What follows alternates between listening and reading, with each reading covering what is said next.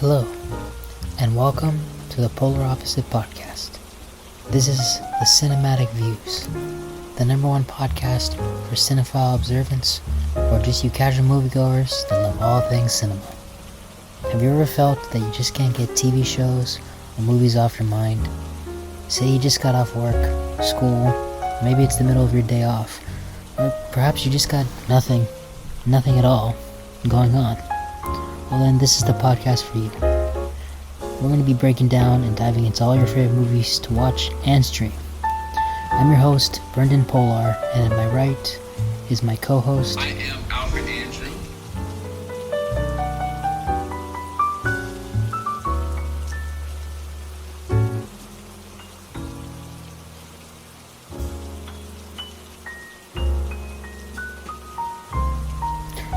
Thank you so much for tuning in with us, and enjoy the show.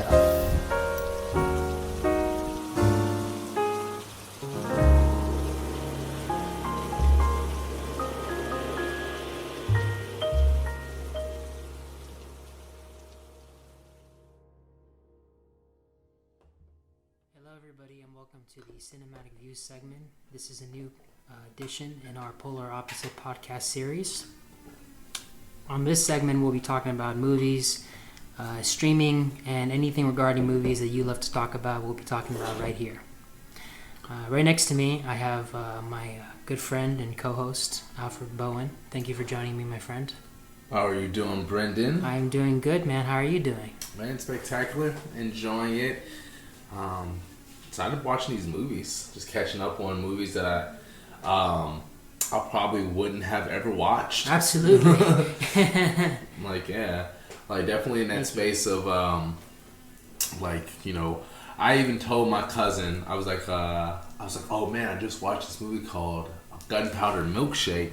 And she was like, oh, that's a very weird name for a movie. and I was like, yeah, it kind of is. And but once you watch the movie, it makes sense. But in the experience of it, I was like, very funny movie name.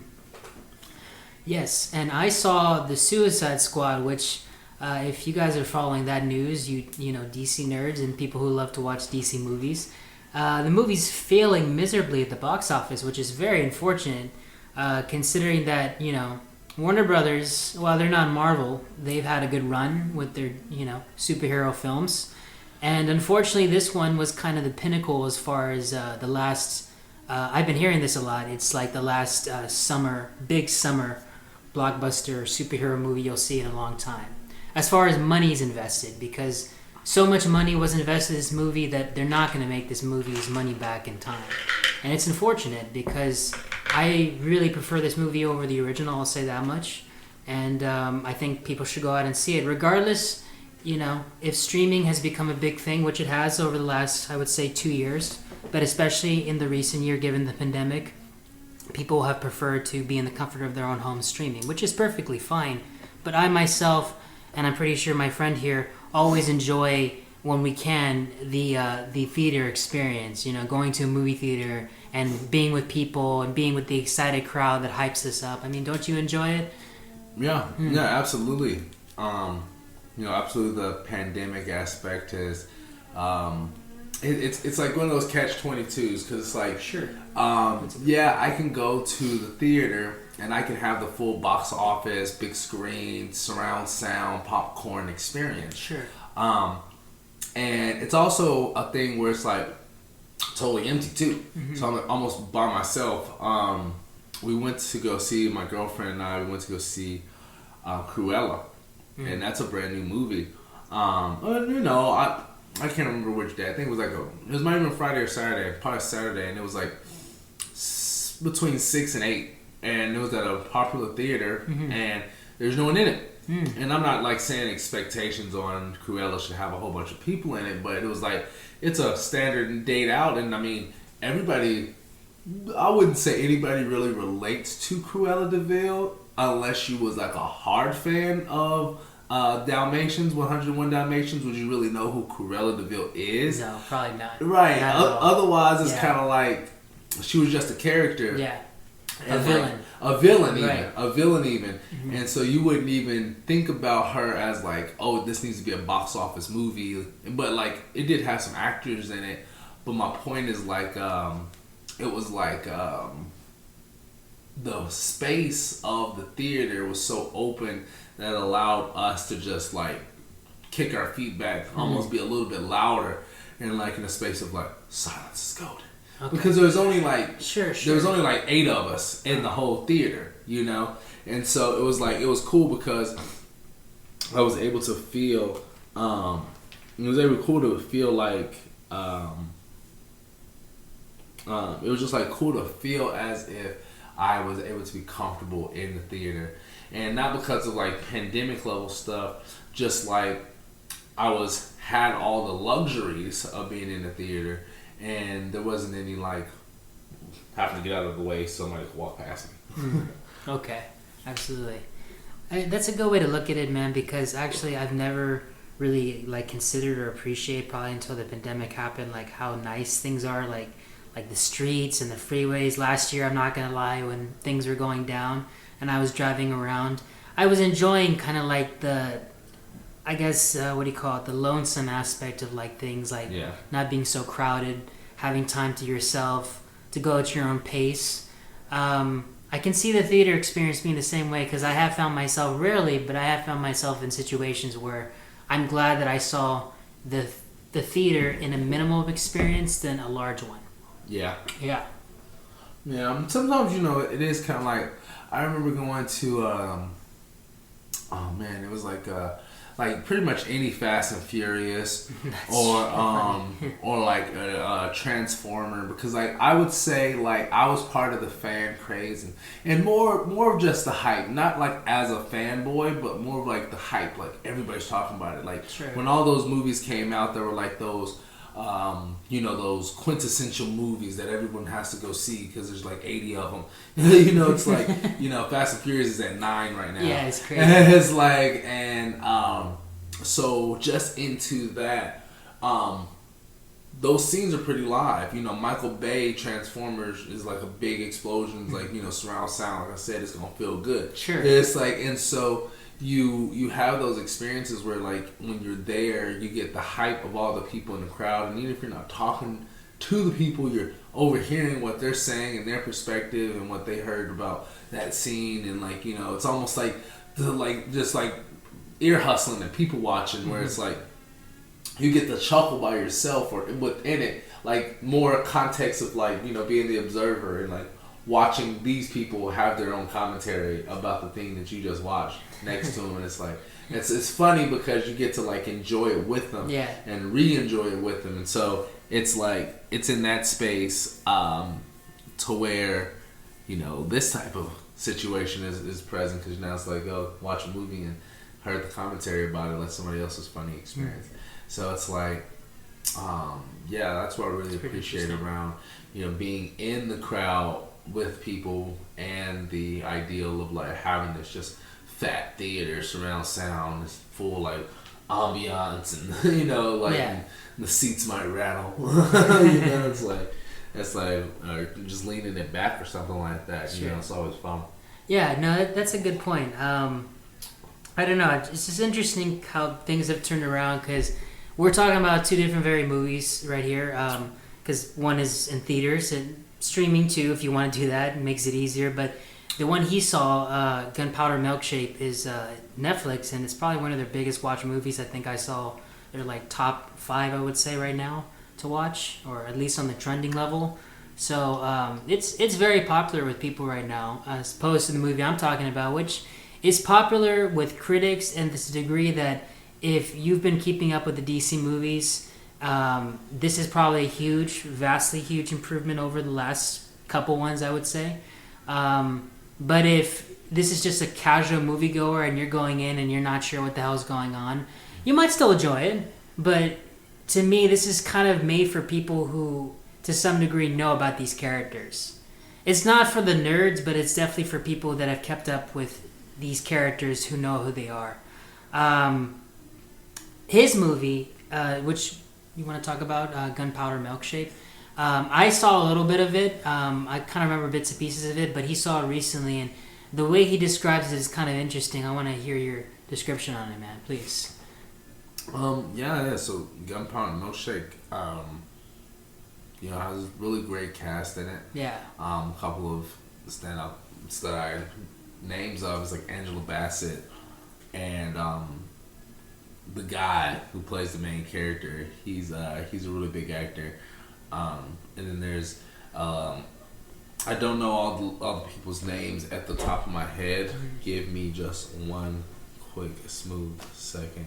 And like the reality of having the ability to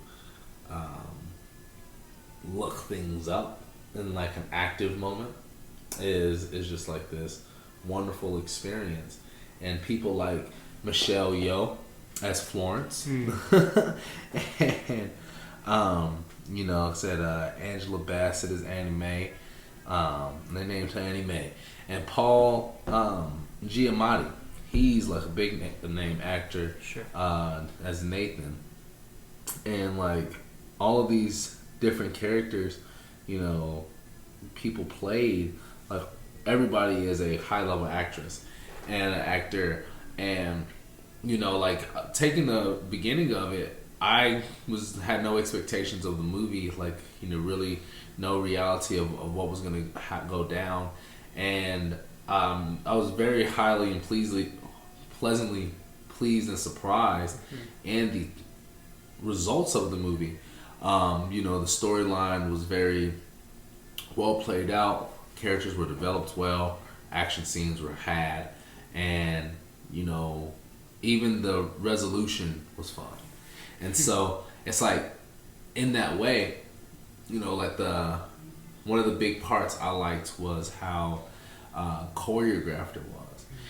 From the very beginning of the movie, you have the Sam and her mom, like Scarlett, move into the diner, and the first scene is them two with the milkshake, which is the pinnacle of the whole movie. It's like, and it was a milkshake with 2 straws, one for mom, one for daughter, and it's this experience that you're just walking into this, you just open up into this scene, and you have no idea. Everything's kind of confused. It seems high tension. Nathan walks in, and then he walks in, and like he's like, "Oh, my bad," and pulls out his gun, and it's like, "Oh, it's already, we get some gunpowder already." Yeah.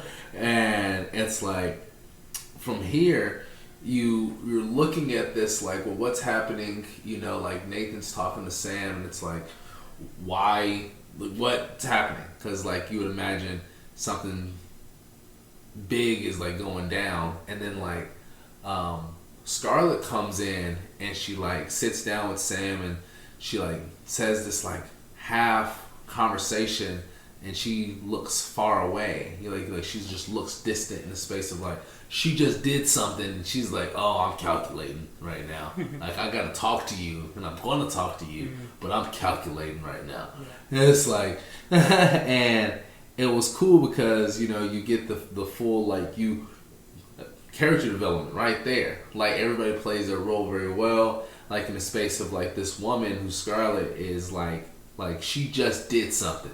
She walked in with a trench coat. She did something, and it's like some shit went down. Right. You don't hear that woman walking in no trench coat for no reason in boots if she ain't doing something. You know what I mean? It's like that's just the motif outfit of a woman doing something. It's like,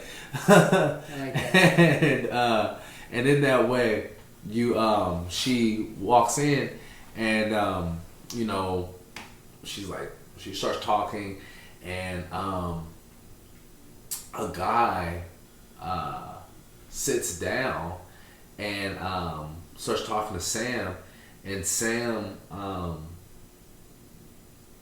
or actually before the Nathan thing, Sam like starts talking junk, and it's almost kind of like Sam comes off kind of like scared, like she didn't know, but at the same time it's kind of like you kind of feel the edge of the movie, so it's like there's nobody's like ignorant or novice. And then it's like, you see kind of a scared little girl, so like a 14 little girl, and then she kind of shifts and she kind of leans forward in this space of like, she just like gauged the guy, and then she like played into him. Yeah. And then like she starts talking, and mom like comes out and starts like going wild, and like mom has to escape, and she leaves her baby girl, and the movie begins. I like that. And you come back in, that's where I say you see Sam again with the 2 straws and the milkshake, and Nathan comes in.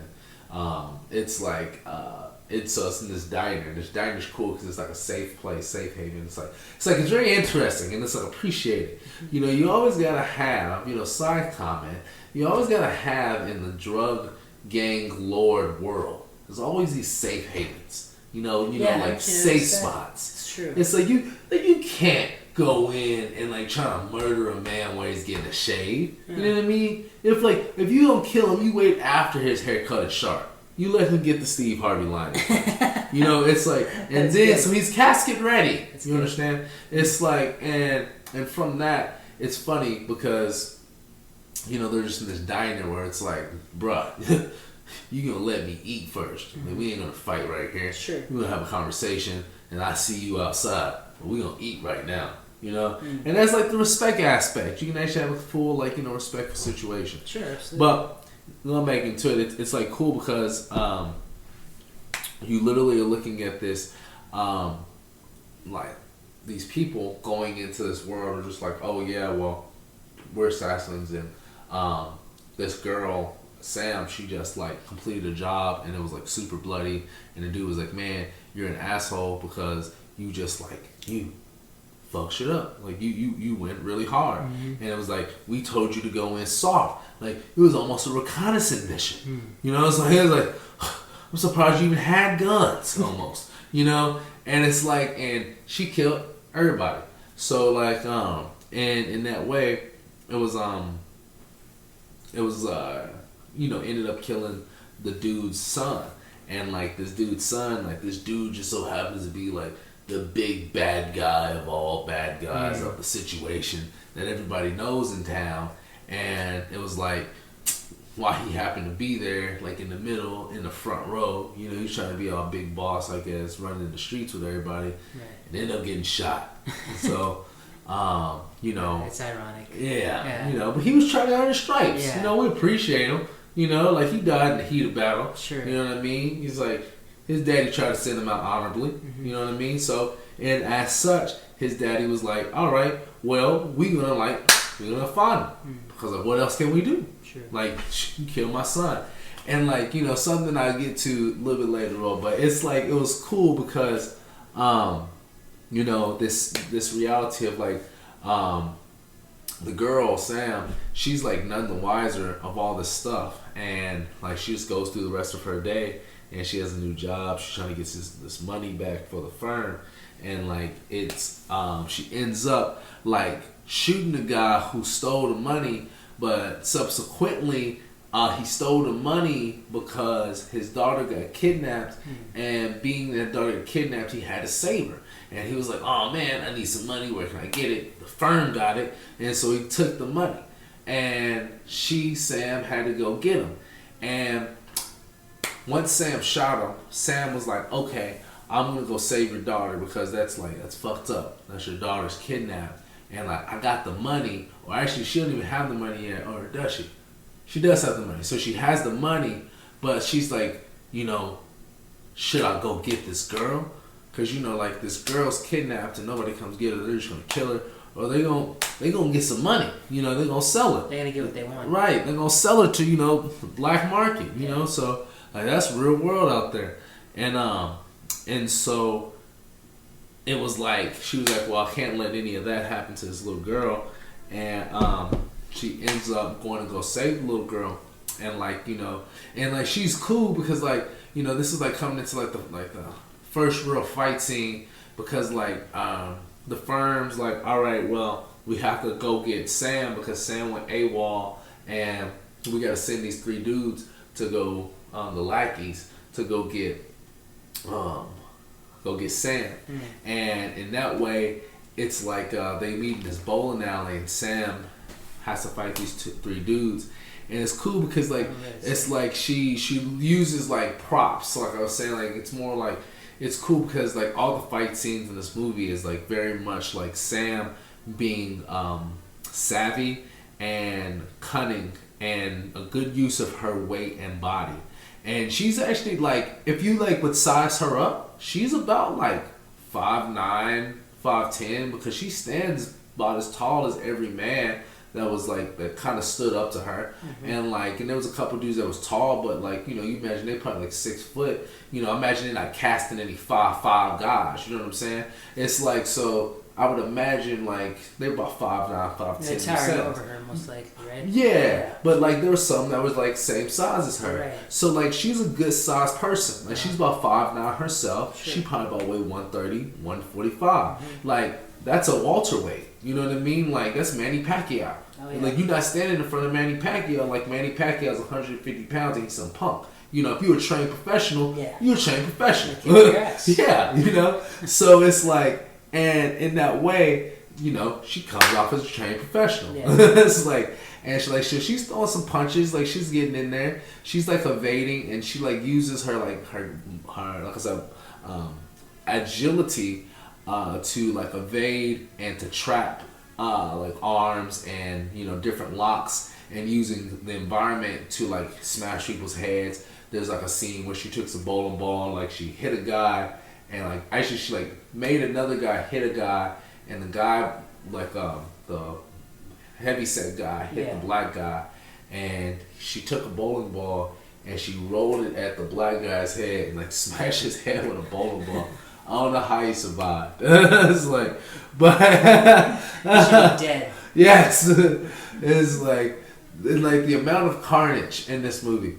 Is like, and it's pretty good. Yeah, so like they get to she actually, before this, she took the guy she shot, the original guy who stole the stuff, to like this hospital, and so like the three dudes who just got beat up go to this hospital, because that's like the hospital of like the bad guys. Like if you in the clique, then this is the spot you go to. He can heal you real quick, you know. And she goes back there because she wants to bring the girl to the father, and basically it's like this intervention of like the doctor like comes off like some cringy dude, because he like just switches up on her for no reason. Like he's like some dude just came in, and this chick, you know, brought him in, and he was all messed up, like bleeding from the gut. She shot him in the gut. And he was like, and they were like, "Oh man, we just got beat up by some girl. Who is it?" You know, and like, and it was like, so the doctor started working with the three dudes, and like it was funny seeing, because the doctor tried to inoculate her, like to make her numb, and she couldn't use her arm, paralyze her. What I mean. And she couldn't use her two arms, only her two arms. So she couldn't really use her hands. Oh, shit. So she got the help of the little girl. The little girl's cool. Her name is Emily, and Emily's cool because like she plays her role very cool, because she's like she's savvy. She's like a very like curious child in a space that she knows a lot of random facts, and like she's like, oh, I watch the Discovery Channel and like the History Channel, and like so it's like she's not like a normal little girl, like she's different. Yeah, and so it's cool because it plays into the role, because she's almost like she don't even like pay attention to the fact that there's blood everywhere, or it's just the context that this has always been her life. Right, she's used to it. Yeah, and it's like, and so she like sees her dad dead. She don't really cry. It's like this other chick is like just got hit with the freaking, you know, little jab, and like now she's paralyzed. And Sam is like, hey, my arms are dead. Like I need you to take the gun in one hand and tape a surgical knife in the other hand. And Sam goes out and starts shooting people. Like, she's like whipping her arms around and like shooting people as if she was like wanted or something.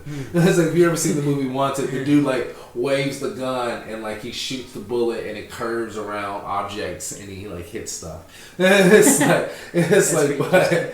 like she's like being present like that, like it's like she's walking around like slicing people up, like just like twirling her arms around, and like these dudes are all beat up, so like the heavyset guy's in a wheelchair, one guy only has like, he's like in a crutch and like one leg's broken, the other guy's like like neck is broken because he got hit with a freaking bowler ball in the head. It's like, so like these people are like hobbling, like they're like fighting for their life to get revenge on this girl, basically. And they're failing. Yes. So like finally, like I think the guy in the heavyset guy has a shotgun, and like so like he ends up like Sam slices one guy, kills him, uses him as a shield. The guy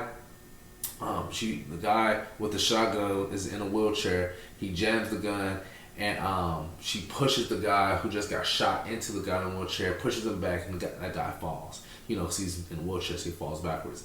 And like the other guy who's like hobbling, he's like barely moving, so like she's able to move around him, and like she like tackles him and tells him like judo way and like knees him. And I think she ends up like stabbing him or something like that. And then the other guy who's on the floor, he's trying to like crawl to some gun or something, and she climbs up on top of this this shelf, and like earlier in the movie there's like this little tooth that's like on this this desk that like if you walk in and you have a weapon, you put your weapon in here because this is like a safe zone, and you don't carry in here, so just put your shit in here. And so she goes in and she pushes this tooth, it's like a big heavy object, and she pushes this tooth and it falls on the big guy and it crushes his head. So just splat. It's like, so it's like, it's a creative way. Yeah, it's like wow, like this movie's like very impressive with the kills, I guess. Boy, you say that. Yes, like you definitely have some like interesting kill cams for sure. Like so they continue living life, and she's like, "Oh, Nathan, you tried to double cross me, and you tried to kill me, and you sent them after me," and it's like, watch your family. And so like she ends up trying to figure out how to live life. She goes to the library, and the library is where all the like trained female assassins at. She gets some new guns. She meets the clique. Well, she reignited with the clique because like she always knew who they were because they were like her mama's best friends. But once her mama left after killing the guy, she stopped talking to people because how would she contact them? Right. There's no way. That's true. So therefore, it's like just being present to that was like, it was cool because it was like, all right, well, it's good to see you, and like reunite with like people that she knew, and like she started to kind of feel like she has a little friend who's like really cool, precocious, and like, all right, she's like, oh, you're my protege. And because like she didn't want to tell her that she killed her dad, and like she's like, so like you're my protege for right now, and like you don't have anywhere else to go, so follow me. And in that way, it was like that was cool. And so they're at the library, and I think it's like they tell her to go to a place, and or Nathan tells her to go to a place, and she meets her mom, but like the situation happens to where like she gets followed, and everybody starts like tracking them down, and then like as mom, Emily, and Sam are like running, they're like getting chased by the freaking all these dudes, and all these dudes are like this guy's dad who got killed, or the guy's dad's son who got killed. So again, Sam at the beginning of the movie was like in this shootout, and like this guy got shot, and he was like the big mob boss's son, and therefore he was like, all right, everybody go get her, and like and everybody went. They was like in a bus, a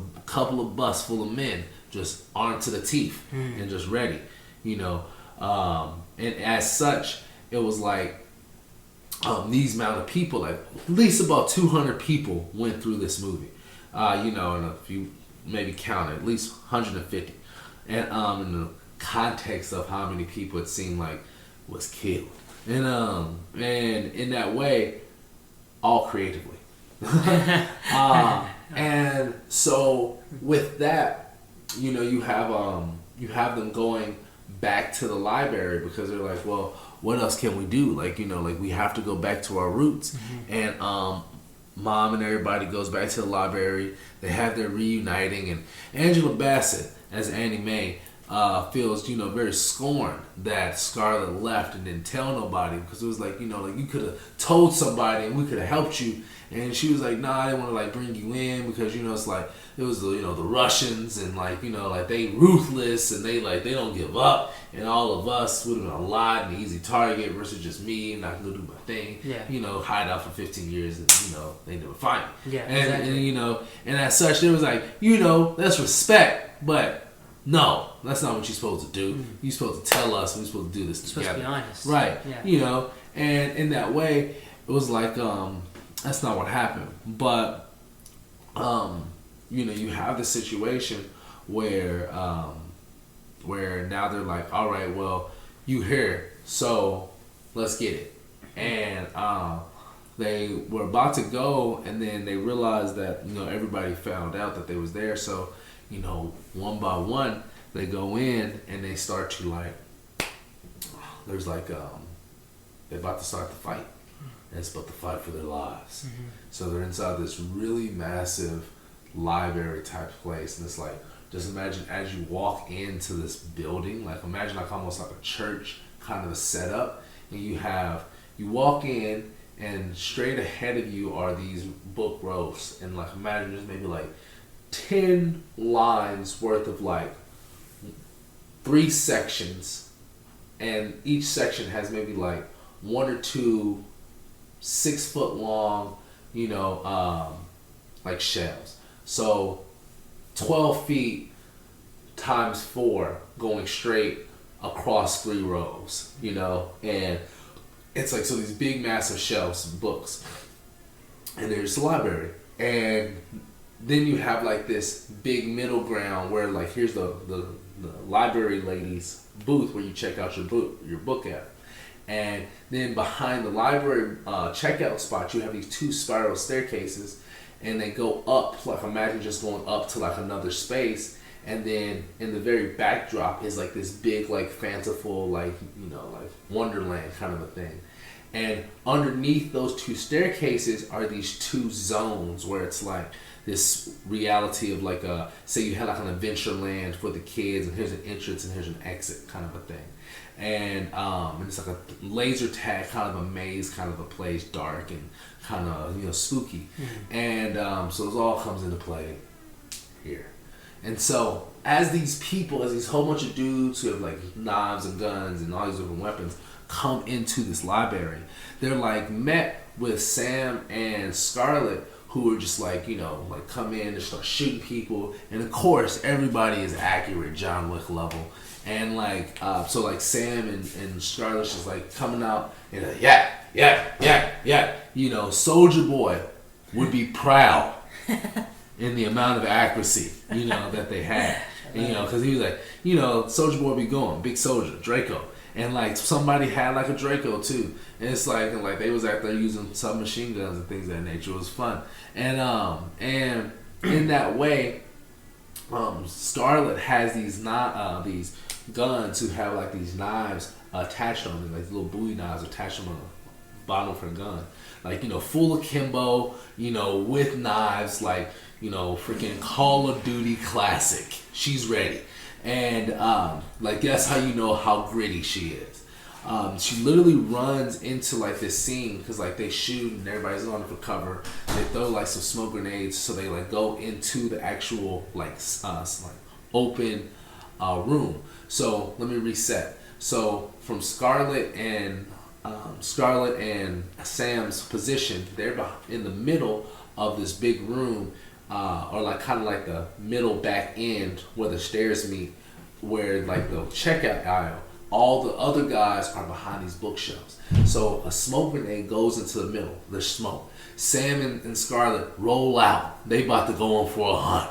And as soon as they like come into this space, like they meet a guy, Sam slices the man with one of the Bowie knives and shoots him in the head and moves. Yeah. Like she is ruthless. And like you see Sam come into like on the next scene, and like she takes like this book and like because like they're inside this book's a library, but these librarians are trained assassins. So in all of these books are like conventional weaponry and accessories for life. You know, like you walk into a library, but in truth, you're walking into an armory.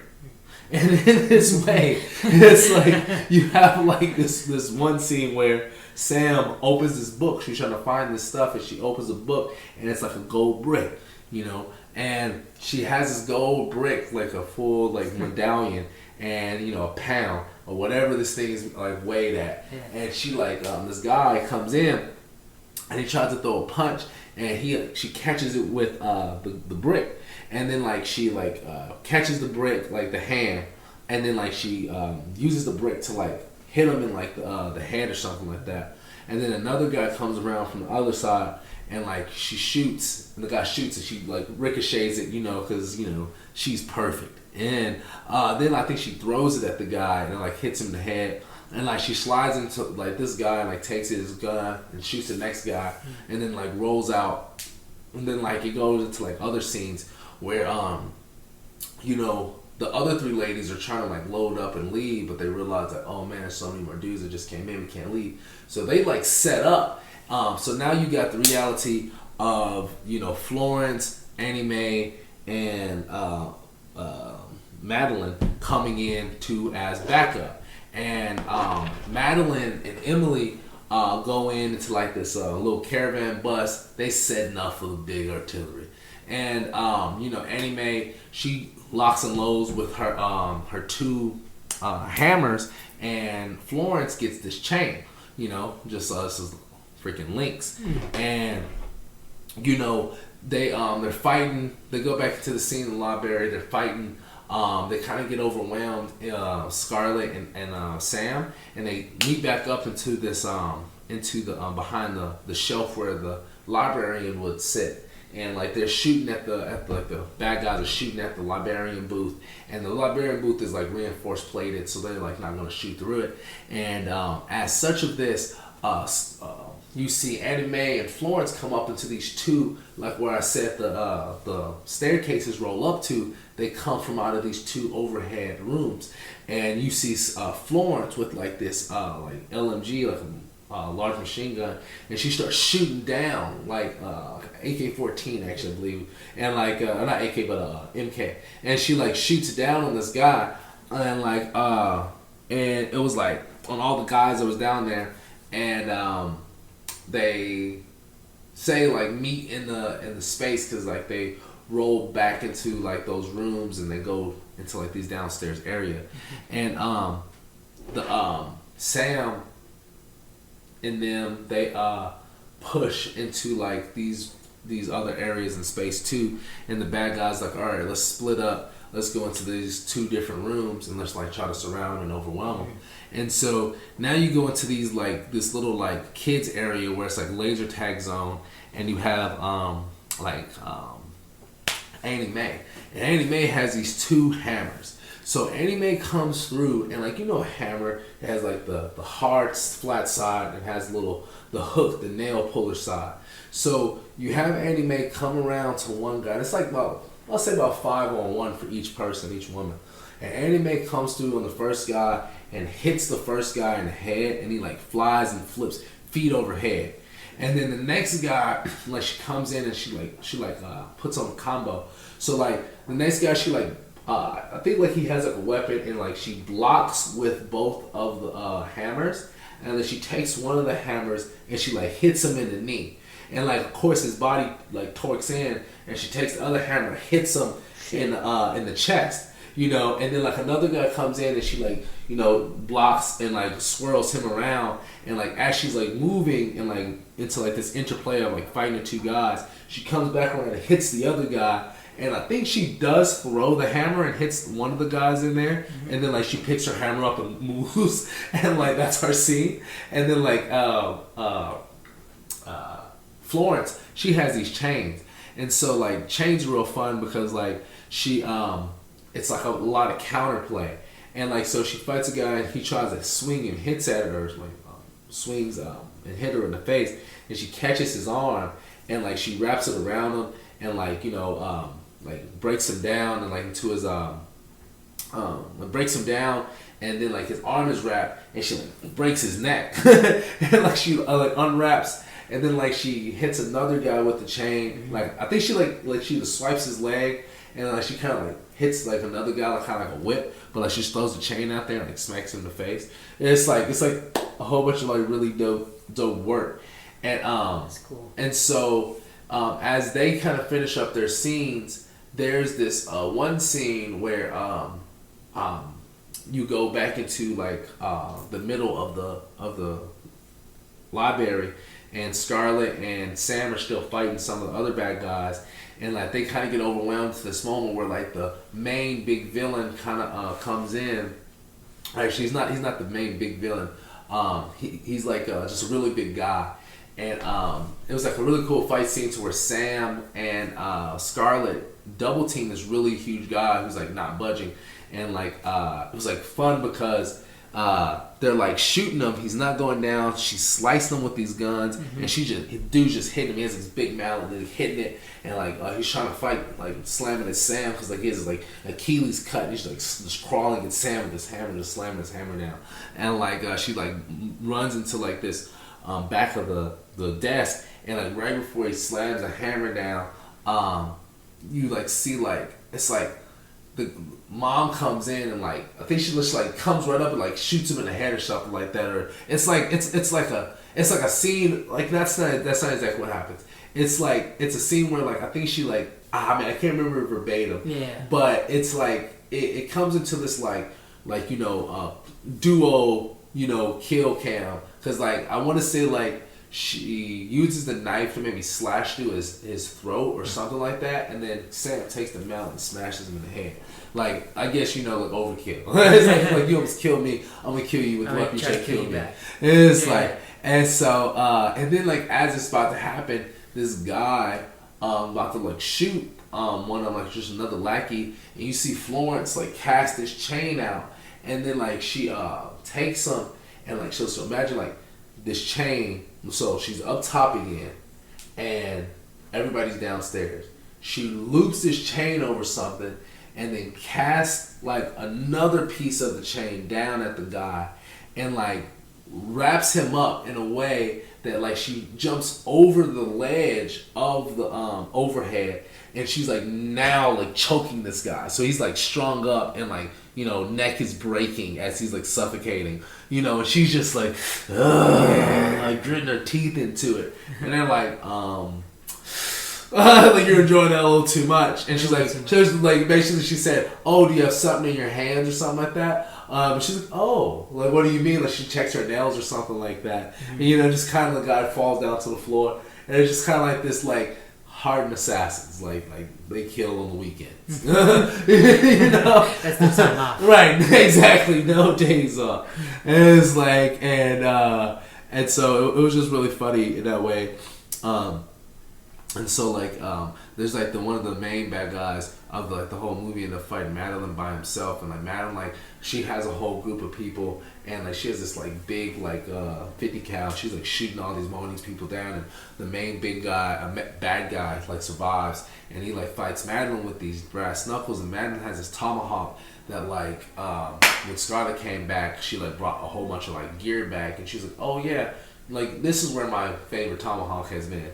And so she goes out and fights with this tomahawk, and like she does work this tomahawk, like she's like hitting him and like snatching him in the gut, and like she almost beats him, but like she and I'm jumping ahead honestly.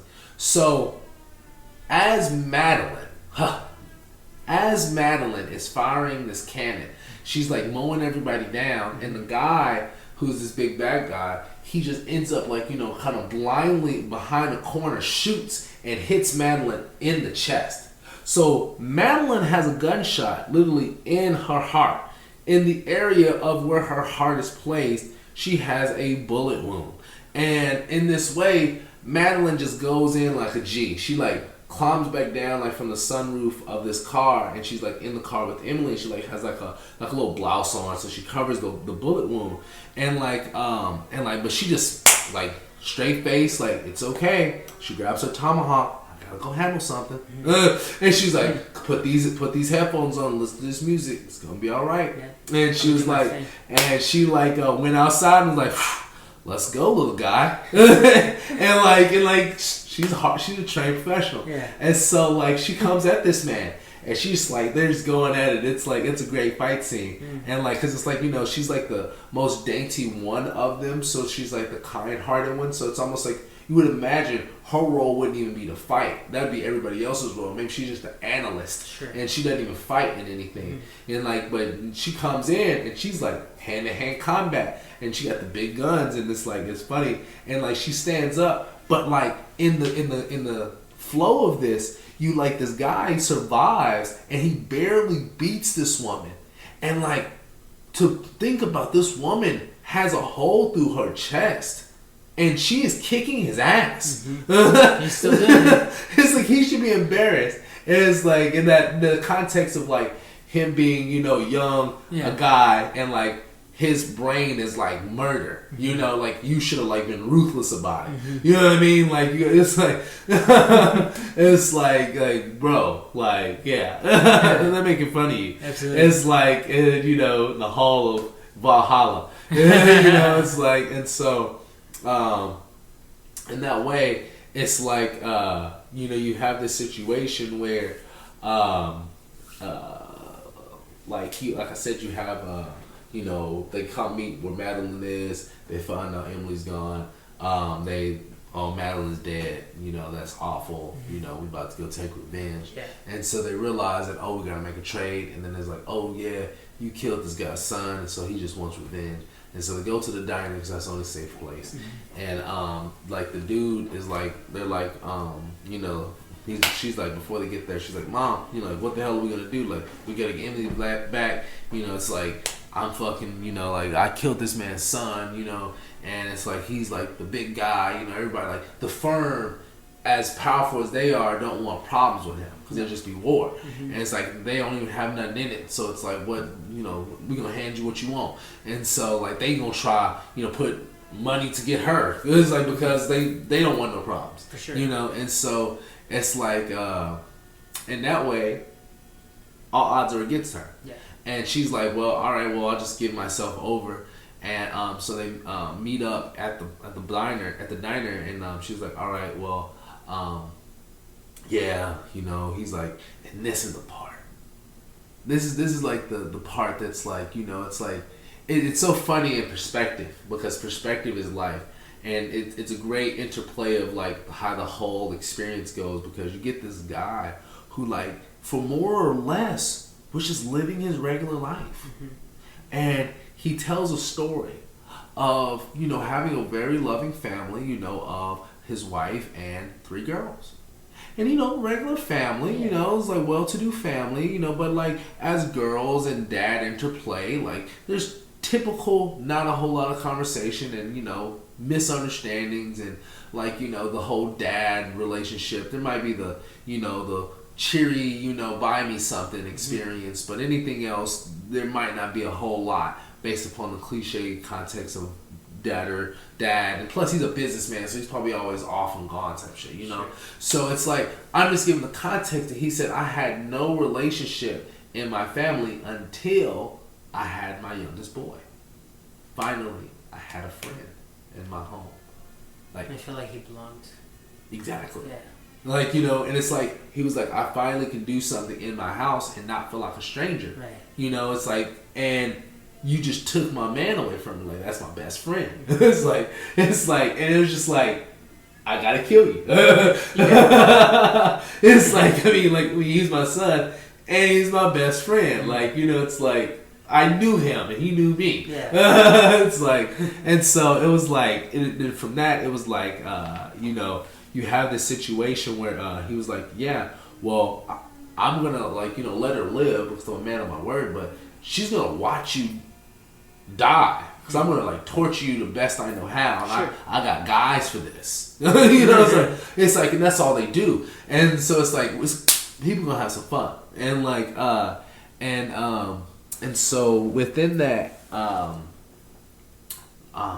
she's like, oh man, this sucks because like she's gonna see all this and I'm gonna die, and she's like, you know, like my bad, and then all of a sudden, a waitress pops up and she was like, she says, "What do you want?" or something like that. Like I was like, "I'll take your order," and you know, the girl or the guy's like, "I don't want anything." He's like, you know, like excuse me, like, what do you want? Mm-hmm. And then like you pan up and you see it's Scarlett, and she's like, "Hey baby," and like, and then she pulls a gun out of the guy on like the big boss, and everybody else is like doesn't have a gun because it's like it's a safe haven. You're not supposed to have a gun, right?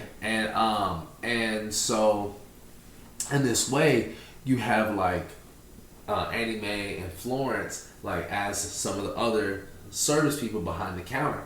So Sam is just like, oh, like her whole posture shift. She's like, well, we're about to go. You know, she used those Birdman hands, and like she's like, we about to go, and she grabs Emily, and she's like, sorry about that, you know, and then like all of a sudden he was like, I'm gonna find you or something like that or whatever. He's like, and then Scarlett's like, bow. So she shoots the man in the head. You know, she was like, well, we gotta end this. You know, like I mean, like they gonna be upset, but like if he's not upset, then only maybe his family and maybe a small pocket of people might chase us. But the firm's gonna be okay. Life will move forward. But he has to go. Yeah. It's like he's gonna be, you know, excited about this. That's true. He's not gonna forget this. Yeah. He has to go. So like he gets shot in the head, and everybody's like, "Oh man!" So his man's his second in command. He still has his gun on, so he's trying to shoot. But like in the midst of this, the slow motion scene ensues, and like you know you have Annie Mae pull out like this shotgun, and she's like shooting people. And you just see people flying, and like you see Florence coming out with these two guns.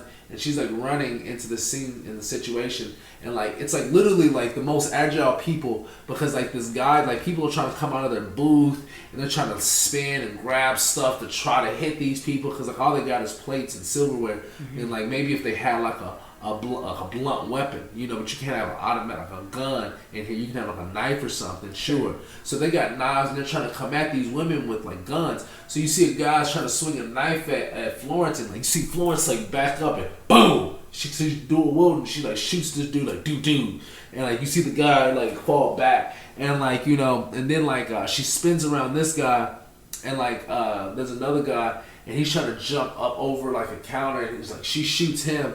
And then like another guy's trying to come up behind Florence, and Annie Mae hits him. It's like, and then you see the guy, the second in command, who's trying to just run because he's like, oh my god, like this is total havoc. Like you know, I gotta get out of here. So he's like, another guy like I think gets shot out of a window. Yeah. So he's trying to dive through that window, and as he gets like you know halfway out the window, you see Florence like shoot him like 3 times. So he's done. It's like and like so like everybody you know gets killed in this situation, and like you know yeah, so it's like the scene ends with like you know they call up Nathan, and Nathan's like, hey, you know y'all done like you know y'all done like killed everybody, and like you know people can't stand for that, you know what I mean? And it's like they was like, well back up a little bit. So I'll go forward. So they was like, man, you can't like we have to deal with the firm too.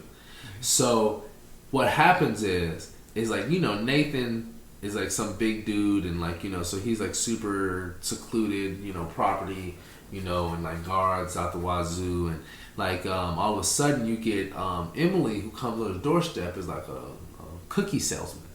And it's like you know, you have the situation where like Emily coerces him to come out and sell cookies, and she all of a sudden she's like, here's a phone, and then she's like, and then the guy's like, or the guy answers, and Sam says something like, she either reads off names, I think names and names or something like that, in a space of like, oh, we know exactly who is the firm. We know who the firm is. We know who the firm is. And we know where you work, and we know all your accounts. So like, if we got an 8-year-old to your door, we'll get you. Cause she has like a pinpoint on like somewhere on the chest, or like on the chest. I think it's a chest.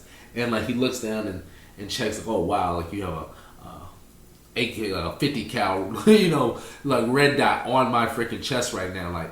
Like even if I move and you shoot and you don't hit me, the wind propulsion will obliterate my body alone, even if you don't hit me. It's like just a moving wind around the bullet will hurt me. It's like, and so in that way, you literally have this dude who's like, all right, well, I'll call the people and let them know. What's cool is funny because she's like, close your eyes and say that you're gonna let us go, and she like tells him to repeat it, and he was like, I can't do that. He was like, and she starts counting, and then all of a sudden he's like starts repeating it, and then like Emily leaves, and like he's punked. You know what I mean? Like he just literally said what she wanted him to say. We had an 8-year-old at his doorstep. He probably pissed his pants, and as such of this. It was like one of those moments where it's like, yeah, like there's nothing we can do. We need to like end this. Yeah. Like there's no point in us having a beef over something like this. Yeah. And like they dangerous. And in that way, they virtually got what they wanted. Emily got to live her life as a new librarian. Yeah. And yeah, such is life. Mom and daughter reunited, and proteges, and they're like in on the sunset, like moving on sunset. Nice. Scarlett lost an eye, so she has like the full like wounded samurai look and everything. So it's like it's pretty legit. Yeah. Nice. Nice.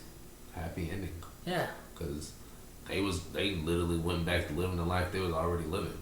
Like some vagabonds who just go from place to place because they just got strongholds. But now they finally have their strongholds. Right, their whole family. Their whole family. See, yes. That's strong. Yeah. I like that. Strong for an action movie. I love how in depth you got into it. I will definitely now make me want to rewatch the movie because I remember some scenes you talked about, but not everything.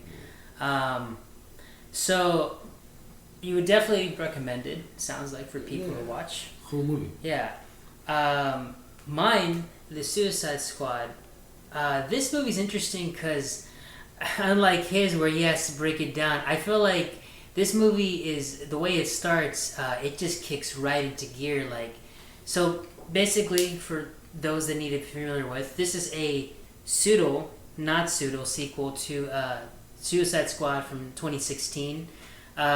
They have brought back pretty much virtually little to no one from the first movie, minus Margot Robbie because she's very popular with people as Harley Quinn, and then this guy named what is his name? He plays a character named Rick Flag, Joel Kidman. He's back as Rick Flag. So those two are back. I would say Jai Courtney, but I'll get into that in a minute because he's actually not around as Captain Boomerang very long. But the two recurring characters are Margot Robbie and Joe Kidman. And we have some new additions. Michael Rooker. Viola Davis, is back as... because she was so badass. She's probably the best aspect of the first movie. She's back as Amanda Waller. And we have John Cena joining the cast as Peacemaker. Idris Elba joining the cast as Bloodsport. And then we have Sylvester Stallone, one of the weirdest casting things I've seen, starring as King Shark. Well, playing the voice. I don't know about the motion capture. I think they had somebody else for that. But he's doing a fantastic job. Probably steals the show from everybody in there. And then we also have, let me see if I can find his name. He's not a very popular actor. He's up and coming, and I give him much respect because he's been what I call a DC veteran. He was in The Dark Knight.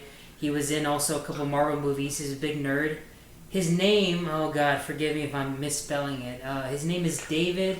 It sounds like you say Duchamani? Something. See, I told you I was gonna fuck it up. Sounds like it might be of European descent, I want to say. Regardless, the dude is an amazing actor outside of what I've seen him in, and he steals the show as Polka Dot Man. He's also not in it very long, but he steals the show when he's there. And so we have those people coming back. Some people coming back mostly, but we have mostly new additions. And so the movie begins with Michael Rooker playing Savant. He's released from prison, and apparently he's recruited on the Task Force X. I guess they're being called that instead of the Suicide Squad now. And it's interesting because they have two different teams on two different missions. They have Idris Elba playing Bloodsport. He's on his own mission with King Shark, and I forgot somebody else named Ratcatcher. She's also a new addition to this cast as well. And then on the other side of the island, we have Michael Rooker's character, Savan, along with Jai Courtney's Captain Boomerang and Harley Quinn's Margot Robbie. And then also Pete Davidson is in this in a weird role, playing Blackguard. And then Nathan Fillion, who those are, you hardcore Firefly nerds might recognize him from that. He plays, I forgot, my phone actually just died, isn't that the worst thing? But his character, his name escapes me, was amazing for the short time he was in there. So basically, everybody dies. Everybody is brutally massacred in such a unexpected way. Like, I was thinking to myself, I thought at least somebody would have survived, minus Harley Quinn. Everybody dies, including Captain Boomerang. So pretty much this is the movie saying this is the new way of paving for the new cast and the new the new Suicide Squad, basically the new cast of people. So it's interesting how they begin things, killing off people, a lot of fan favorites, and a lot of people that were kind of just barely new to the cast that I feel didn't get a chance to show their acting abilities in this movie. We go from there to there's a flashback a couple of times. We start with a flashback 3 days earlier, and we start with Idris Elba being recruited first into the Suicide Squad, and he doesn't want to do it first until we learn that apparently his daughter is being threatened. Who he has this very, I'll say, distant relationship from her, and so once he learns that her life is being threatened, the daddy in him comes out, and he, of course, willingly agrees to join the Suicide Squad as long as they spare her life, and I guess hopefully his. And so joining them is new additions. We have, we have Peacemaker, John Cena, who is probably the most interesting character as well because his character is conflicted. From the very beginning, you can tell he's somebody who he says relishes in killing other people for the sake of peace, but to him, it's kind of in the long run, in the end game, this is his way of kind of making way for a better future for people.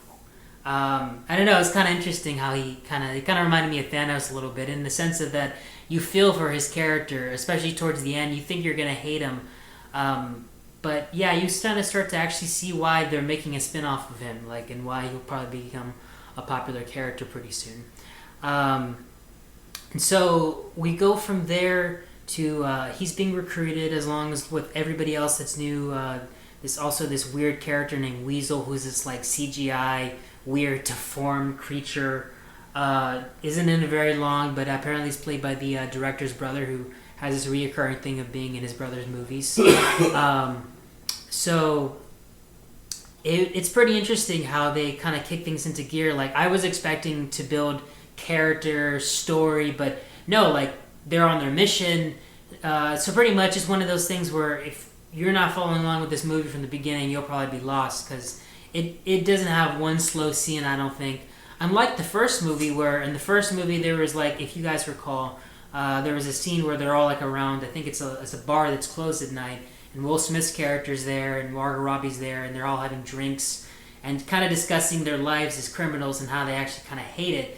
They don't really do that here, and actually I do kind of miss that to some degree, and I don't. I think this movie kind of didn't really need it. I think this movie is its own thing. It's very clear that this movie is not the first movie. I think in some ways it's kind of a parody of the first movie with some of the parallels that they draw to the characters, including with Idris Elba playing Bloodsport. I think because in the first movie, Will Smith had a very nice, loving relationship with his daughter, and in this movie, they don't want to be in the same room with each other, Idris Elba and his daughter. So I think it's interesting, the differences. So they go on their mission, and basically they're tasked to find Rick Flag, who apparently has been kidnapped, and we come to learn not too long from there that apparently it was all set up by Amanda Waller, who in this movie, she isn't in it very long, Viola Davis, she steals the show, but I think to this movie she really shows, especially I think the rating helps, going from PG-13 to R rating in this one, how ruthless this character is. Because she says, oh, you got to go to this camp and rescue Rick Flag, and you got to kill anybody on sight. They're dangerous people. So they do that, of course, in their own creative fashion as well. And then they come to learn, because it's interesting, because then they see women who's like very defenseless. She's like, I think she's doing laundry. And then I think Peacemaker throws like a poisonous dart at her. So like you kind of start to think, okay, I feel like this is not exactly how things are supposed to go with this. And then Rick Flag is chilling with this chick. She's one of the new additions as well. I think her character's name is the actress's name is Alicia Braga, and her character's name I can't remember, but she's basically the leader of this resistance that they basically just massacred and slaughtered every one of them. And so when she comes to find out, like, oh, where's my team, like, and that they killed them, she's of course pissed, and Rick Flag is embarrassed, and of course calls them idiots, what they are. But he also kind of interestingly is deceived because he doesn't quite know to the extent of how Amanda Waller is pulling the strings in this movie and making sure that everybody kind of in some way, to some degree, turns against each other. So it's interesting how that unravels. And then once he's rescued, so they go from there to basically, he is able to convince the resistance leader to join them, which they were going to do anyways, their Suicide Squad. And so they're tasked now with finding this Project Starro, which is interesting because a lot of you probably aren't familiar with the Starro character. He's just basically a giant starfish that corrupts people's minds, and like, it's interesting, and kind of, I was very intrigued how they would portray this character. But I think it's very well done. I think it's a combination of very hilariously done and very horrifically done. Like, as far as they have some interesting horror aspects in this movie that I was not expecting with that character, that I'm like, okay, this is very well done. I was not expecting this. And so they have to find the project, and they have to basically find the leader of, they go to, I think it's somewhere in Mexico, they go to basically this dictator who's holding the city captive, him and I guess this other person that's aligned with him, and then so basically we come to learn that they have every knowledge of Project Star because they're aligned with this guy named the Thinker, and he's basically pulling the strings as far as this villain's concerned. And so what's interesting is at one point they actually have their own kind of I guess you want to call it a Mexican shootout, pointing guns at each other, because the brother is killed after he's kind of has this interesting. Harley Quinn is so she's released from prison. She goes off on her own thing, and she's welcomed as a princess into this city that's held captive, and so it's kind of interesting. Everybody kind of looks at her as like she's a goddess in a way, and she's kind of like, oh my god, what is this? And of course, the guy, the younger dude, the younger dictator, falls in love with her. They have this kind of fling, just mostly like a physical, sexual fling, briefly. And then once she kind of learns that this guy wants to kind of use her as like his queen, she kind of, I guess, ever since this long history of like since she broke up with the Joker at the end of the last movie, she's kind of basically made a commitment to herself that she will never be with a person that she feels like is in charge over her. That was basically what she was saying. So she kills the guy on her own terms. And then, of course, from there, everybody like that's working for the dictator, all the agents and stuff, they turn against her. The guy that takes over his role, this older gentleman, pretty much didn't like the guy because he goes from everything to burning his belongings to burning his birds, his cage full of birds. So he's really making sure that this guy is kind of eliminated from this history. So he takes over, and so we go from there to Harley Quinn. She's kind of rescues herself, and the Suicide Squad, once they learn that she's been kidnapped, they go to rescue her. And of course, once they learn that she didn't need to be rescued, they're kind of like, okay, why the hell did we come out here anyways? Well, the whole point that it's leading to is they go to this base, and basically it's holding Project Starro, the giant starfish, and it's also holding the people that have been corrupted by, bless you, Project Starro's mind. And so they're being caged like apes in cages, and they're all like have these they look like zombies. They have like these like starfishes on their faces, and they like are pretty much like in sync with their like the way they act and things. And so they're horrified to learn what's going on here, and they're even more horrified and shocked to learn once that Amanda Waller kind of pulled the whole string as far as leading them there and making sure that Peacemaker was the one that was able to keep Project Starro intact. So he was basically going to kill everybody there. And so it's interesting because I'm kind of fast forwarding a little bit here, but like I said, there's really not much of development of the character. Not that that's a bad thing, but the characters kind of begin and end as they were when the movie begins. I feel like the only character characters, the female characters, are probably the ones that have the most growth. Harley Quinn and Ratcatcher. And I feel like Harley Quinn has a big growth from her last couple of roles. You know, she goes from a sidekick to really growing into her own kind of anti-hero villain, whatever you want to call her. And Ratcatcher comes in, and she is kind of like a legacy to her father, who was this big superhero. Not superhero, I guess supervillain, anti-hero, excuse me. And so she kind of has to find her own place because she didn't get to know her father very well. And so through that, she also finds this interesting father relationship with Idris Elba's character, Bloodsport. And then through there, kind of brings the humanity back inside of him. Or at least makes him realize it more, that it's in there. So basically, once they kind of start to get to know each other, everybody, the climax of them fighting the giant starfish on the beach, which breaks out of its captivity and massacres this giant, this big city of people. At least half of the city. I don't know about the whole city, but at least half the city got massacred. And so the Suicide Squad has to come out and save the day. And at first, they're ordered by Amanda Waller, because otherwise she'll kill them both. She has these things in their heads. If you saw the first movie, these chips in their heads that basically blow up if they don't do what she wants. And so they go back, they follow orders, and then Idris Elba, finding the humanity inside himself, finally decides to go and rescue the city.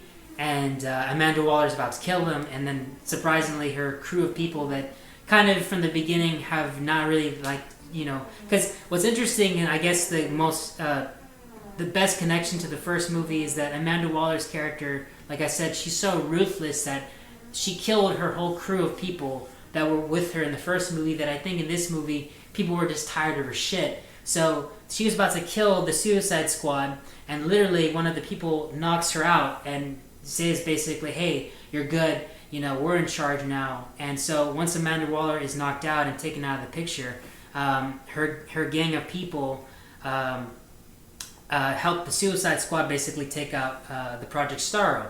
So Idris Elba goes out, he has this big awesome gun that he pulls out and takes, and it just it's like a little transformer within itself. It just transforms into this big giant mega's like gun that points and shoots at Starro, and he's able to like not necessarily kill him, but he's able to fend him off a little bit while the team kind of does their own thing. And so Polka Dot Man is killed in the fight. He's kind of happy that he got to have his chance as a superhero in some way. And then it leads to a climax with Rick Flag and Peacemaker, who Peacemaker, while he's trying to defend the Project Starro, kills Rick Flag. You think Rick Flag isn't going to have the upper hand, but Rick Flag actually ends up getting stabbed in the chest and the heart by Peacemaker. And so before Rick Flag kind of has like this last sarcastic words against Peacemaker, Peacemaker kind of has this look on his face, and that's why I'm telling you, like earlier, you can tell that his character is very conflicted with his job, because you can tell he didn't want to have to kill Rick Flag, and so he has this very like sense of anguish and regret on his face that's very actually well conveyed, I have to say, by John Cena. I was not expecting that from someone like him, but he very well conveyed his character very well, I thought. And so after that, Peacemaker is supposedly killed because we find out later on that he actually will be revived, but he's taken out for now by I almost said Rick Flag, by Bloodsport. And so after Bloodsport takes him out and rescues Ratcatcher, and they kill Project Starro, they kind of have this kind of nice reunion where they're all back together with their families. And Bloodsport's daughter sees him on the TV, and she kind of like recognizes him as a hero, as somebody like as actually like a figure, a suitable father figure in her life, which she really didn't see him as before. You see Ratcatcher like grow into her own role as what she wants to be. You see Harley Quinn like finally embrace being distant from like anybody, that she doesn't need anybody, like even the Joker, any person. I think it's fair to say that because she had last year, which also didn't do so well, but she had a spin-off movie, Harley Quinn Birds of Prey, and while that movie was a good portrayal of her as a leading role, I feel like this movie did a better job as far as Margot Robbie did an amazing job selling how much she can portray a character like this on her own, and she doesn't need anybody with her.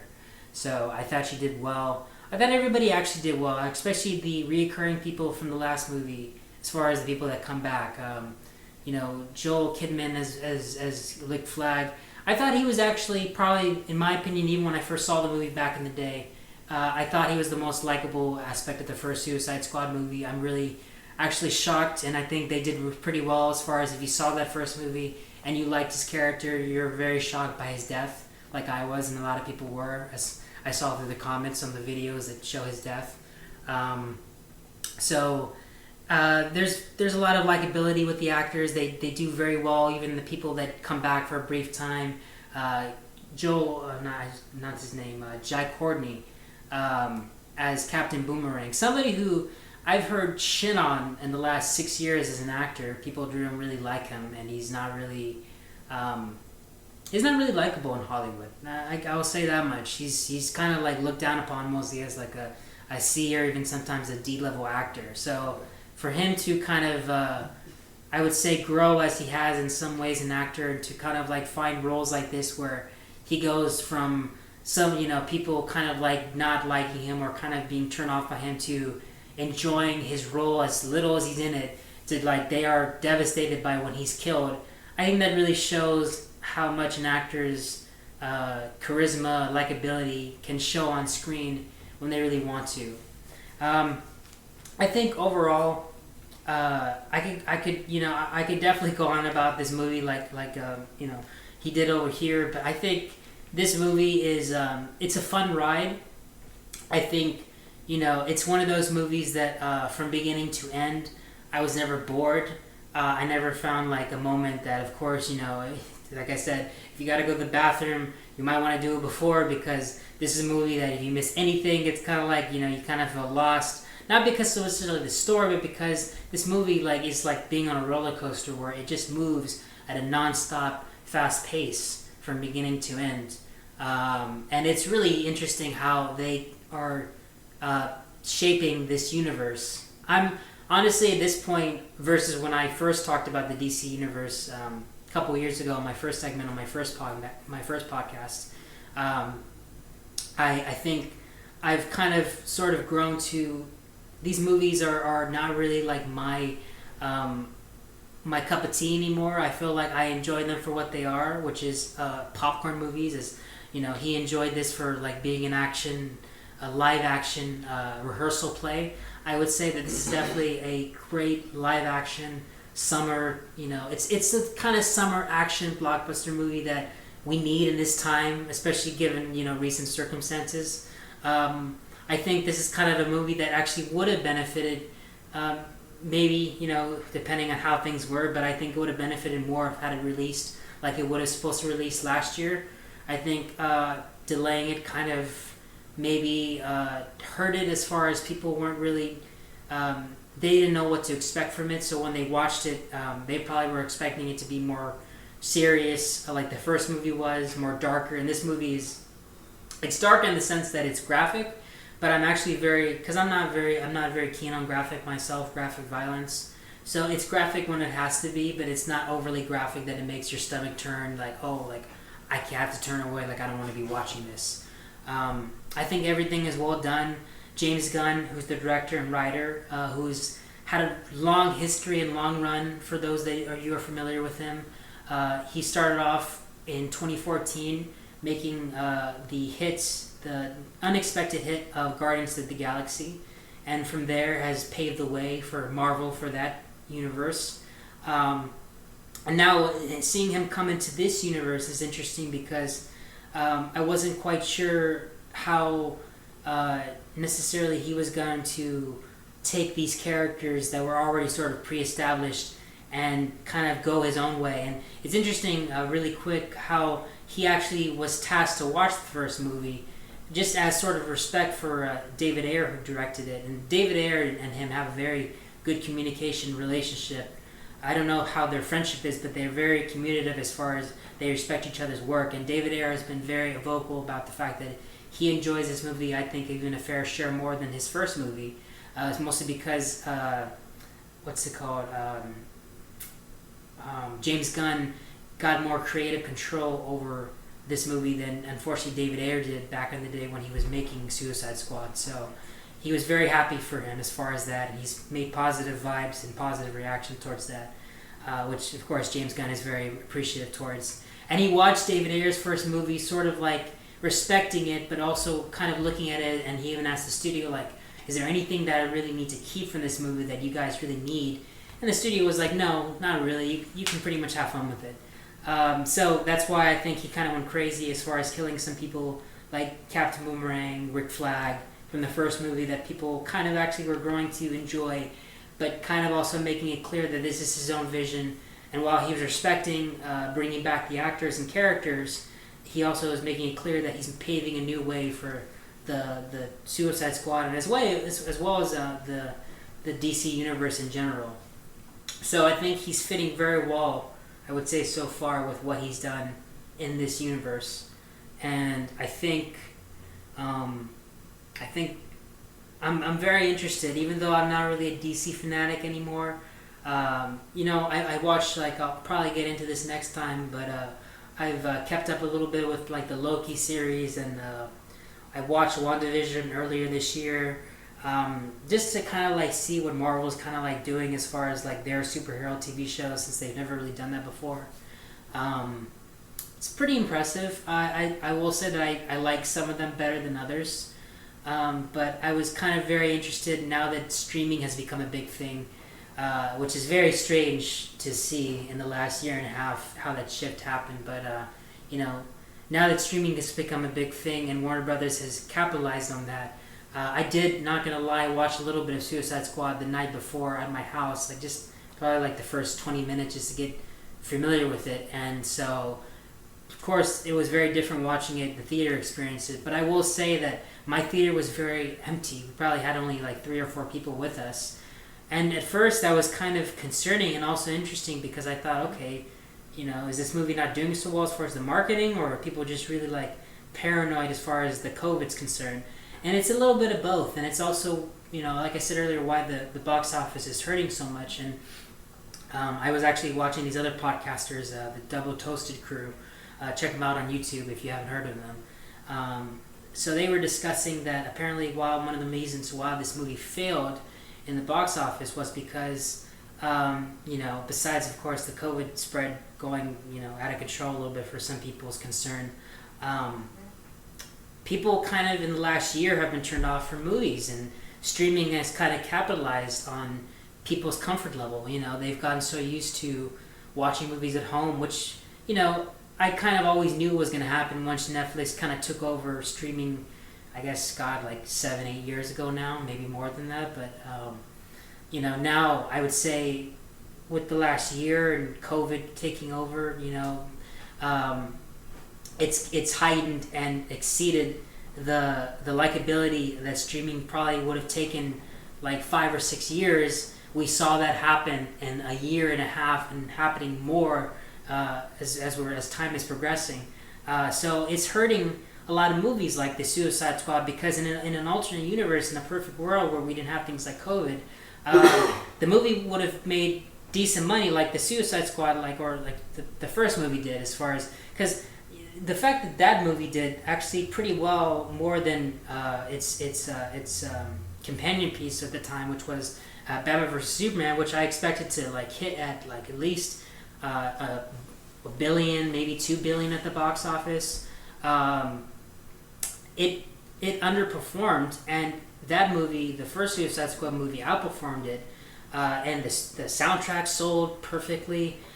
So this movie is hurting because of the fact that it doesn't have the theater experience as far as the marketing and the enjoyment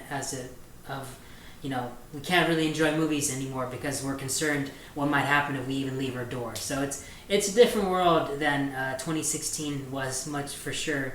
But I think that regardless of this, the movie is a huge improvement over the first movie. I think if you can, I would check it out in theaters. And if you want to just check it out on streaming, go ahead.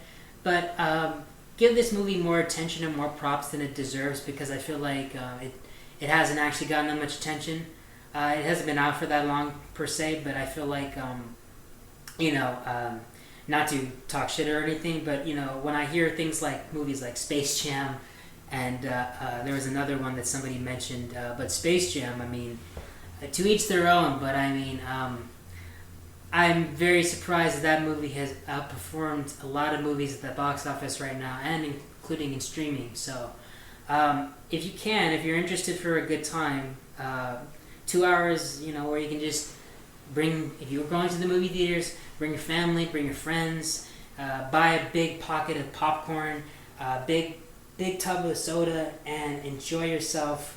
It's a good time. It's like one of those things. And actually, when I was watching it, I was kind of sort of immersed back into the early 2000s when I was growing up, and watching movies like Spider-Man 2,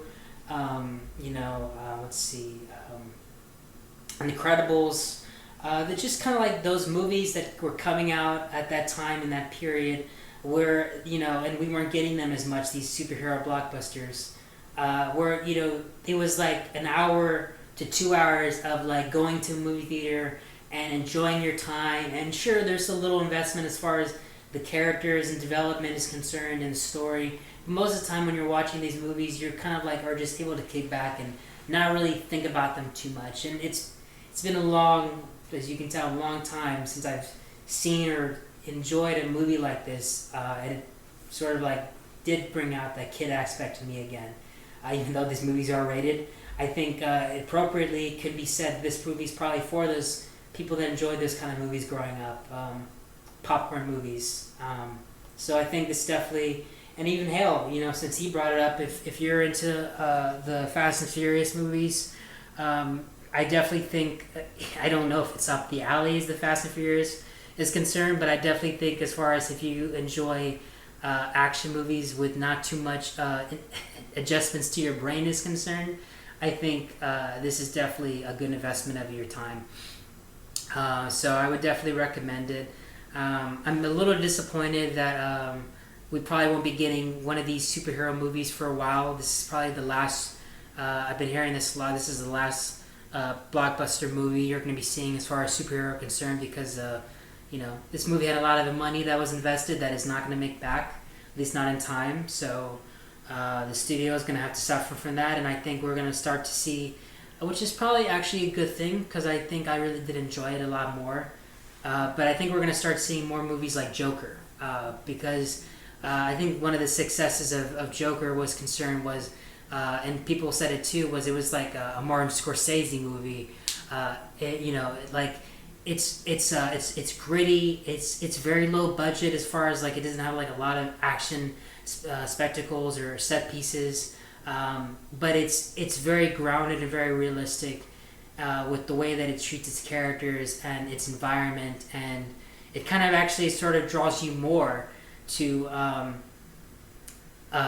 these stories more. And I'll say that more because I feel like my mom actually recently watched the Joker movie, and she does not like these kind of superhero movies at all. Really, it's not really her cup of tea. And I found her invested on the screen like a child, like watching this movie from start to finish, watching the Joker. So I think depending on how you approach it, you can definitely get people who aren't very like superhero genre kind of movies. You can definitely get them invested into these kind of movies when it's done right, and I think that's what we're going to start to see now with the failure. So maybe it's actually a blessing in disguise with the failure of Suicide Squad, because I will say in hindsight, the drawback to releasing a movie like this, not just in theaters but also releasing the Suicide Squad, because I think the aspects that I'm leaving out that really don't matter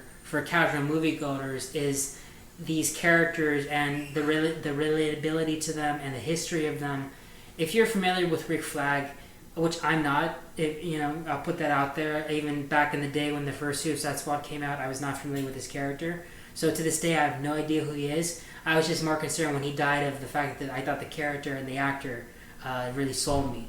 And so I'm probably, except I would say, because I grew up with the animated show of Batman the Animated Series, I think Harley Quinn is probably the only character that I was very familiar with that I would say I had some kind of level of attachment to. And of course, Margot Robbie is one of the most best actors out there right now, coming up. So I've definitely been following her career for a while now. So to see her grow into this character like she has been very interesting. And I think, like I said, she's portrayed this character probably the best that I've seen her portray in a while. But everybody else, of course, like King Shark, Ratcatcher, Polka Dot Man, I was not familiar with these characters. I was just going into it more with how James Gunn would treat these characters, and I think he gave, even the characters that he killed off, I think he gave a level of respect to these characters, a level of dignity, and a level of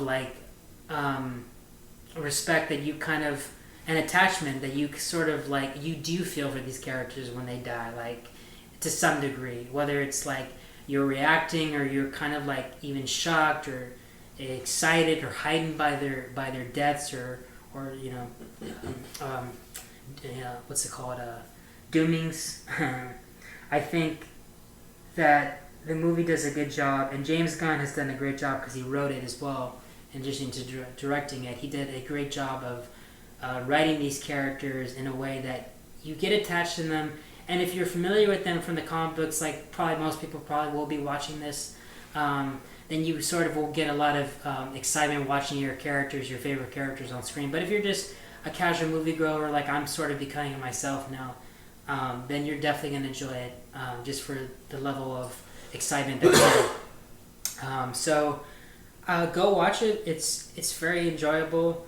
And if you can watch it in theaters, I would definitely recommend it, because there's something about, even though he did say it earlier, and I do agree, there is something about certain movies. Like I can remember going back to the first Avengers movie in 2012. I was watching that with my dad, and I can remember we were in this packed theater, and we had front seats. It was the worst seats that you want to have is the front seats, like when you're like looking up at a screen like uncomfortably. And it was really like the experience of it was really annoying watching it, like I would say for the first 20 minutes of it. But something about being in that movie theater with people, not just like, you know, comic book people that enjoy comic books, but like the casual moviegoers that were like hyped up on this, like, you know, I think something about their reactions, and like I said, unfortunately, with given recent circumstances, you'll never see this again. And I'm very grateful that I lived to experience memories like this in movie theaters. But something about going to the movies and watching it with people and excitement. I even had it with the first Suicide Squad. I will say that as well. People were excited, you know, like the laughs that were there, you know, that were meant for the audiences. Even though I hate that nowadays, the pauses for audiences to laugh, I think were very well done as far as how they got people's reactions out of it in both Avengers and Suicide Squad, the first movie. So I think it's kind of what's lacking in today's world for movies and theaters is, you know, well, yes, there is the other side of the coin, which is having sort of your own home movie theater to yourself, which is nice, you know, and going with your friends. If you want to bring as many friends as you can, that's cool. But I think there's something that's also missing and lacking with, you know, watching those kind of movies, especially these big action spectacles where you're seeing it with a big audience and in a big theater especially, and you get those reactions of like people like hyped up. I mean, you know, you people go to like YouTube and you watch like reactions and all these different things, and you're bound to see like how excited and how hyped up they get on. It's like incredible. You want to talk about plays? It's like when people go to like rehearsal plays. It really is incredible to watch people's reactions in movies, and it's something that unfortunately we won't see for a while, or may not even see at all for a long time. So I think it's something that this movie definitely could have needed, and it's probably why in hindsight it's also hurting a lot at the box office. So I enjoyed it, and please go see it. I know I've said that like 4 or 5 times, but I'm just really shocked in how like things are kind of turning around as far as streaming is concerned. Wasn't trying to get into a rant about streaming, but I do think it's interesting because you know, I personally am trying to a little thing on me is I'm trying to get into the movie industry myself, and I've always kind of enjoyed, since I was a kid, the movie theater aspect of things. So now I'm kind of having to adjust myself to this new world that they're making it with everything's concerned, and everything is kind of leaning more towards streaming, both on the movie and on the TV aspect. So as somebody who is trying to study and go into the film industry, it's kind of interesting seeing how the change is happening so fast versus how it was even a year or 2 years ago. So it's kind of it's interesting, but that's all I have to say as far as the movie's concerned. I would say that, you know, if you are someone who has enjoyed speaking on the DC universe, from what I remember about it, what I'm familiar about it at this point, if you've enjoyed these movies or if you haven't, I would say that this is probably the best one that I've seen. I can't compare them, but I would say probably since Wonder Woman at least. If you guys enjoyed the first Wonder Woman, I would say it's up there with you know, having a good time and really not investing too much of your brain into this movie. And so probably the best one I've seen since then. And like I said, definitely better than the first movie. And if you are somebody who has been somehow keeping up with all these movies over these years, good for you, first off. And, you know, that's great, but I really haven't. So I'm not really familiar with the characters and the story at this point. So that being said, I don't think that your knowledge, if you have any knowledge of these movies in this universe, is necessary. I think you can just go in and kind of look at this as James Gunn has sort of made the Guardians of the Galaxy movies, which is these one-off stories about these characters, and not really having any knowledge about them previously, you don't really need to. You can just kind of go in and enjoy it for what it is. So that's nice. I will say that. So I think that's all I have to say as far as the Suicide Squad is concerned. Yeah, and I think we will sort of conclude the movie reviews for today's aspect on my review. And like I said, with the two movies that we talked about, I definitely think that what is in common with both of them is you have two action movies. One is sort of a good sort of portrayal, live action portrayal of a play, of a rehearsal play, and the other is your kind of throwback to a 90s, early 2000s popcorn summer flick that are very enjoyable on their own aspects. And I really do think that these are movies that I will say for this year, even though this year isn't over, I think that what I've seen from these movies is concerned. These two movies show that these are some of the best movies that I've seen in a long time, and that these are the kind of movies that like you want to go see movie theaters at, and you want to enjoy movie theaters for. So go check them out, guys. Thank you so much for listening to our reviews, and I hope to see you guys in the next segment. Thank you so much, and have a good night.